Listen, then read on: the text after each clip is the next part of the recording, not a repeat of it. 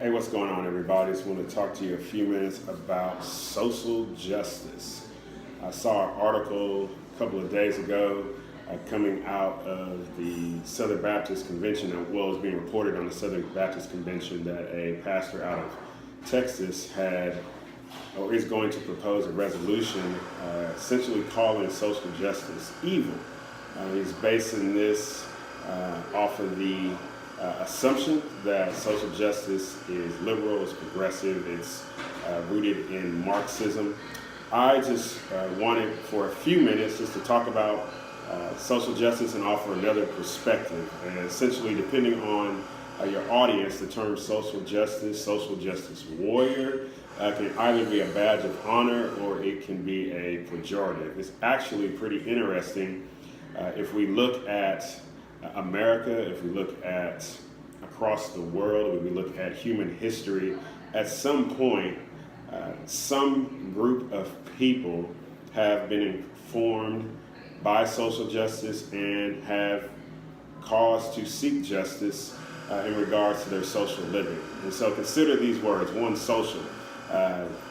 Social infers that there is this human experience of interactions between two people or a group of people in a manner that facilitates relationship, facilitates some type of exchange, whether it's emotional or material, or there's some type of agreement. And then we look at this word justice, and this word modifies social, and it is the act, it's a decision of impartiality. It is a lived experience in which a person or a group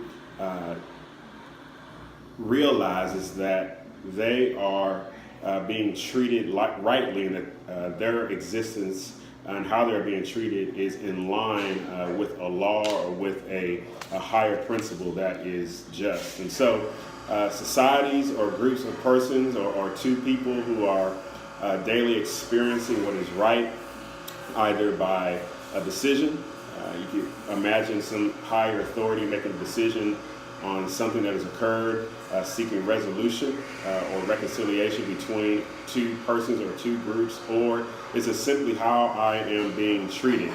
But when a relationship breaks down, is at this point that the experience of injustice occurs. Injustice is simply a contradiction of what should be naturally realized or what is clearly outlined in a law or in an agreement. So think about our history for a second. Our history is replete with acts of social justice, of persons seeking to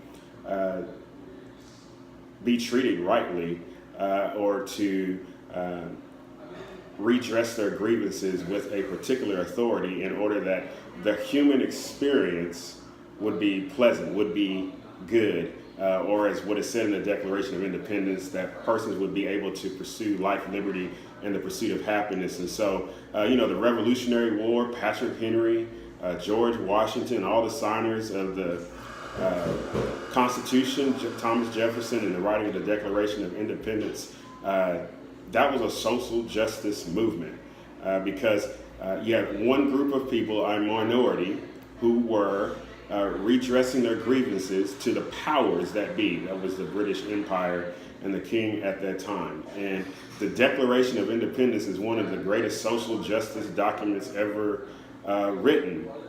And as a result of that, we have America. And so those persons pursued social justice in a violent means, if we would be honest.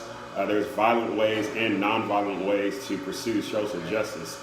But as we know and that we celebrate every year on July 4th, and what we talk about in our history books with the Boston Tea Party, and with that great phrase that the British are coming, and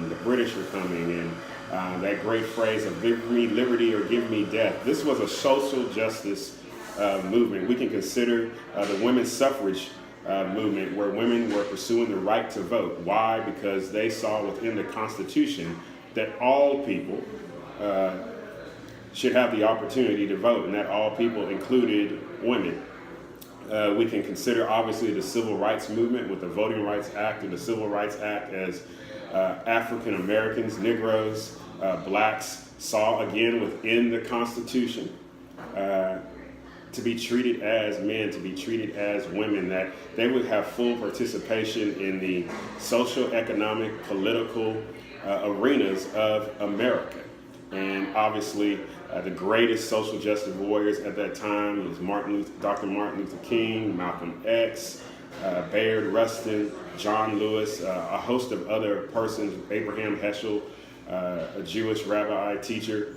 And so we see in our history coming on forward with those men and women who are pursuing equality as far as same-sex marriage, as we see even now with men and women and their constitutional right to protect themselves in the Second Amendment, as we see obviously in the pro-life movement coming out of the Roe versus Wade decision of 1973. And so I could go on, but all of these are social justice movements that span all types of ideologies, that span all types of political leanings, religious situations. At some point, all of us have been involved in some type of social justice.